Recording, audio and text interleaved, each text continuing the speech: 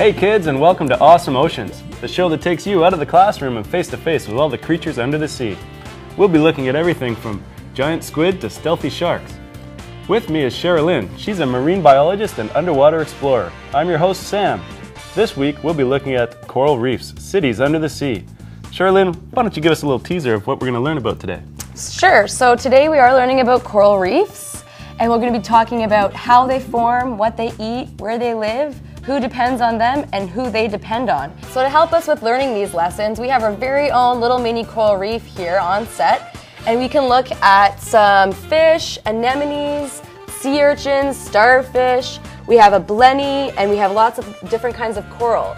And we also need some help naming 3 of our fish in the tank. We have a yellow tang, a clownfish, and a little blenny. So if you have any ideas on some names for these guys, you can email us at awesomeoceans@cogeco.ca. All right, Sherilyn, let's get to work. Do you have some keywords for us today?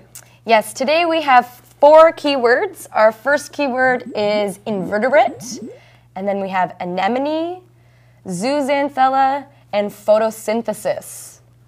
Well, first question's easy enough. Coral, what is it? Okay, so a coral is a very small invertebrate animal that lives in the water and produces its own home. It makes its own skeleton, and it lives inside of that home. So it builds sort of a castle, like we would build our own house. And they look like this after a long time. So maybe tens of thousands of years, a coral will become looking like this. So it's a tiny little animal that lives inside of the coral skeleton itself, and it slowly reproduces and forms a colony. So this coral here would be a piece of coral, but many pieces of coral would be called a colony of corals. And then a colony of corals can grow again very, very slowly and form a coral reef.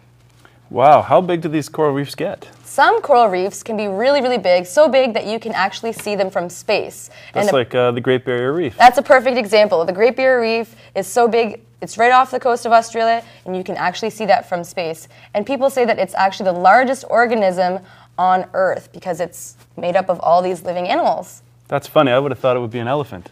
Right, and the difference between an elephant and a coral reef is an elephant has a spine, and a coral reef doesn't. Corals are invertebrate animals, like I mentioned before,